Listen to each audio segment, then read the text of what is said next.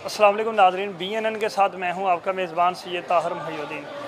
इस वक्त मेरे साथ मौजूद है अल्लामा गुलाम अब्बास जाफ़री साहब।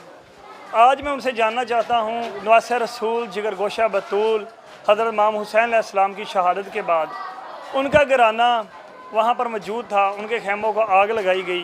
यज़ीदी फ़ौज ने उनको कैदी बनाकर कहाँ लेके गए, मज़ीद बताएँगे अल्लामा गुलाम अब्बास जाफ़री साहब। जी अस्सलाम वालेकुम। जी वालेकुम अस्सलाम वरहमतुल्लाह। बिस्मिल्लाहिर रहमानिर रहीम। अल्लाहुम्मा सल्लि अला मुहम्मदिन व आले मुहम्मद वअज्जिल फ़रजहुम। सबसे पहले तो मैं आपका शुक्रिया अदा करता हूँ शाह जी। आज 13 मुहर्रमुल हराम है। रोज़े आशूर 10 मुहर्रम को इमाम हुसैन अलैहिस्सलाम और उनके रफ़क़ा की शहादत के बाद अहले बैत अलैहिस्सलाम की जो मुख़द्दरात इस्मत थी, उनको बाद शहादत इमाम हुसैन अलैहिस्सलाम कैद करके 11 मुहर्रम को कूफ़ा की तरफ रवाना करके ले गए।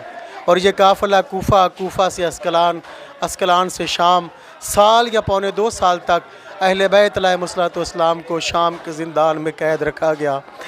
और आज ये 13 मुहर्रम की मजलिस जिसे हमने मुनासबत दी है योम स्वयं यानी कुलखानी शहदाए करबला अलैहिस्सलाम के नाम से, इसी इमाम बारगाह गुलस्तान ज़ारा हद्दों के में मजलिस नमाज जुमा के बाद शुरू हुई और 5:30 बजे शब-ए ज़ुलजना का ये जुलूस बरामद हुआ।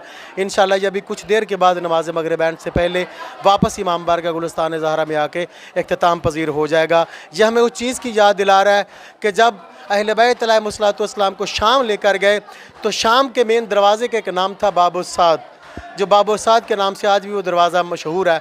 उस दरवाज़े पर जब अहले बैत अलैहिस्सलाम को ले जाया गया तो तारीख़ ये बताती है कि बाबु साद का वो दरवाज़ा था जहाँ पर 3 दिन अहले बैत अलैहिस्सलाम रसूल अल्लाह की नवासियों को 3 दिन तक खड़ा रखा गया और 15 अज़ानें अहले बैत की मस्तूरात ने वहाँ पर खड़े होकर सुनी।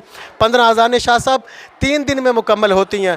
3 दिन तक अली और बतूल की बेटियों को वहाँ पे खड़ा किया गया और इन काफ़िले में एक 4 साल की बच्ची शामिल थी जो इमाम हुसैन अलैहिस्सलाम की बेटी थी, जिसका नाम जनाब सकीना सलामुल्लाह अलैहा था। वो रो रो कर भाई से बार बार ये कहती थी कि भैया सजाद मैं थक गई हूँ, मुझे इजाज़त ले दो मैं बैठ जाऊँ। लेकिन हाय अफसोस कि उस बच्ची को भी बैठने की इजाज़त ना दी गई। पौने 2 साल के बाद जब शाम के ज़िंदान से रिहाई मिली तो ये उजड़ा हुआ काफ़िला वापस करबला पहुँचा, जो हम 20 सफ़र को चेलम इमाम हुसैन अलैहिस्सलाम मनाते हैं। ये जनाब ज़ैनब सलामुल्लाह अलैहा की याद है कि वो पौने 2 साल के बाद मज़लूम भाई का चेलम करने करबला आई।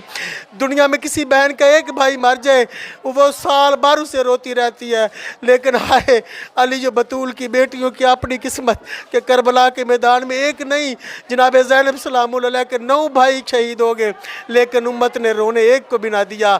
हम ये एहतजाज, ये हमारी मजालिस, ये आज़ादारी, ये मातमदारी, ये हुज्जत खुदा के आने तक ये कायम दायम रहेगी, क्योंकि ये यज़ीदियत के ख़िलाफ़ एहतजाज है। हम इसी तरह ये एहतजाज यज़ीदियत के ख़िलाफ़ करते रहेंगे।